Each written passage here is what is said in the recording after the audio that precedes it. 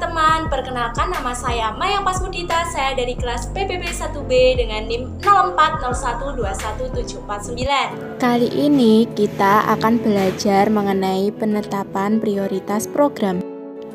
Adapun materi yang akan kita bahas kali ini yaitu yang pertama analisis SWOT dan yang kedua analisis kuantitatif strategi planning matrix atau HISPM dan yang ketiga analisis cluster. Adapun materi yang akan kita bahas yaitu yang pertama analisis SWOT. Pada tahun 2011 terdapat konferensi yang dilakukan di Yunani. Selanjutnya dituangkan dalam sebuah buku Integrated Infrastructure Planning 5 South East Europe Energy Dialogue Thessaloniki 2 or 3 June 2011 yang disepakati bahwa dasar-dasar pertimbangan perencanaan pembangunan infrastruktur adalah banyaknya jumlah komponen dalam perencanaan dan desain infrastruktur yang saling terkait, saling memberi dampak dari satu infrastruktur kepada infrastruktur lainnya. Pendekatan keterpaduan diperlukan untuk keberhasilan pemberian pelayanan akan infrastruktur. Dalam menyusun rencana terpadu yaitu yang berbasis pada wilayah atau kawasan. Dalam hal ini, wilayah atau kawasan merupakan lokasi di mana infrastruktur bidang PUPR akan direncanakan dan dibangun. Aktivitas ekonomi juga perlu dukungan infrastruktur. Adapun kriteria keterpaduan pada suatu rencana. Yang pertama yaitu ada fungsi. Fungsi merupakan gambaran yang ada di lapangan apabila infrastruktur di bidang PUPR berjalan sesuai rencana, dapat dilihat ketika sudah bisa dimanfaatkan oleh pengguna. Misalnya, yang pertama, air minum telah mengalir hingga kepada rumah tangga pengguna. Yang kedua, jalanan yang sudah bisa diakses hingga tempat tujuan. Dan yang terakhir, saluran drainase yang bisa mengalir sehingga air tidak menggenang. Yang kedua yaitu lokasi.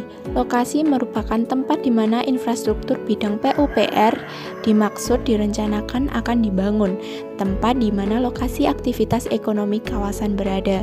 Misalnya, pipa air baku, air bersih dipasang mulai dari hulu seperti waduk atau sungai hingga masuk ke kawasan industri, kemudian pabrik-pabrik yang sangat membutuhkan air bersih.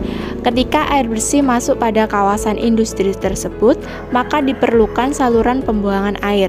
Demikian pula halnya dengan infrastruktur bidang PUPR lainnya, seperti jalan, harus dibangun mulai dari kawasan industri sebagai inlet hingga pelabuhan sebagai outlet. Yang ketiga, ada besaran dan volume. Merupakan pekerjaan yang perlu dibangun sesuai dengan rencana agar infrastruktur bidang PUPR tersebut dapat berfungsi dalam memberikan pelayanan. Perhitungan tersebut dilakukan pada tahap perencanaan.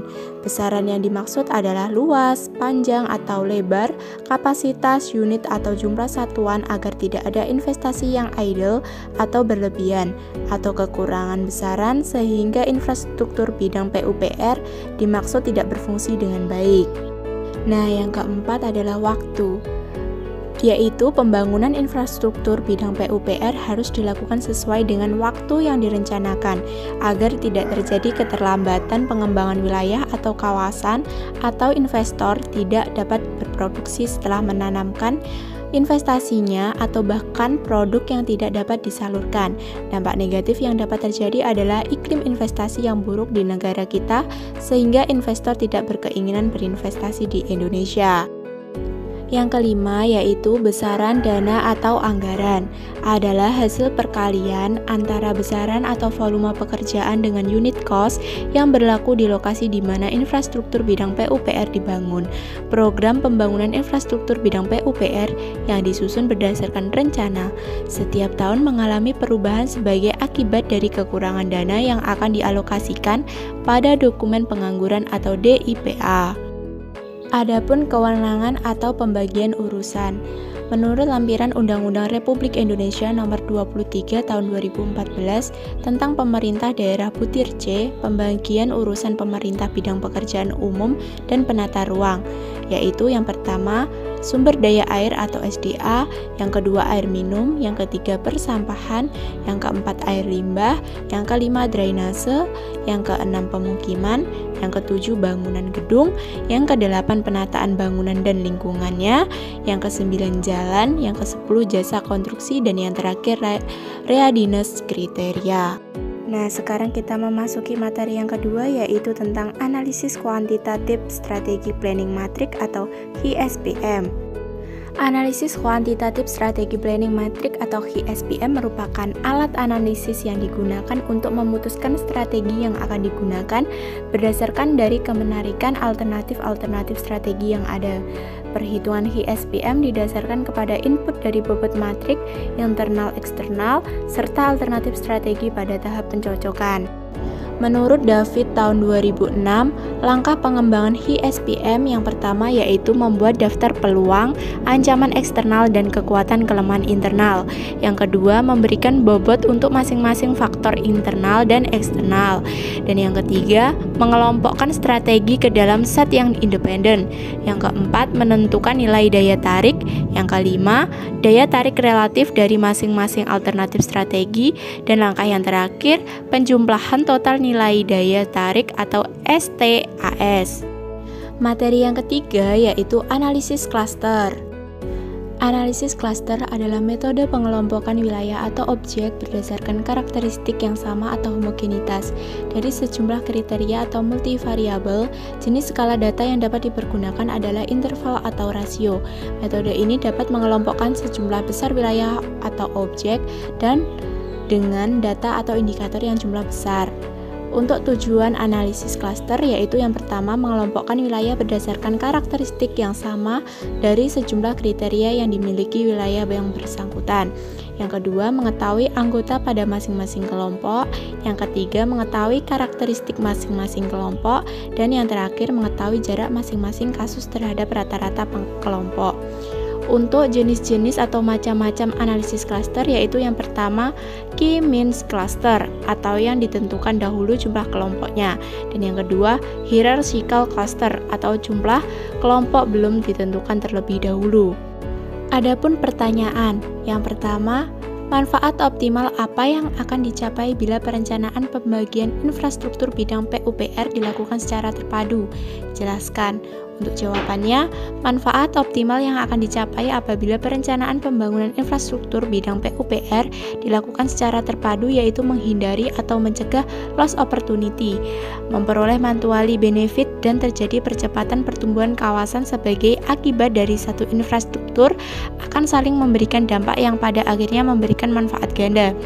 Dalam pembangunan ekonomi akan memberikan dampak pada pertumbuhan ekonomi atau peningkatan kualitas hidup.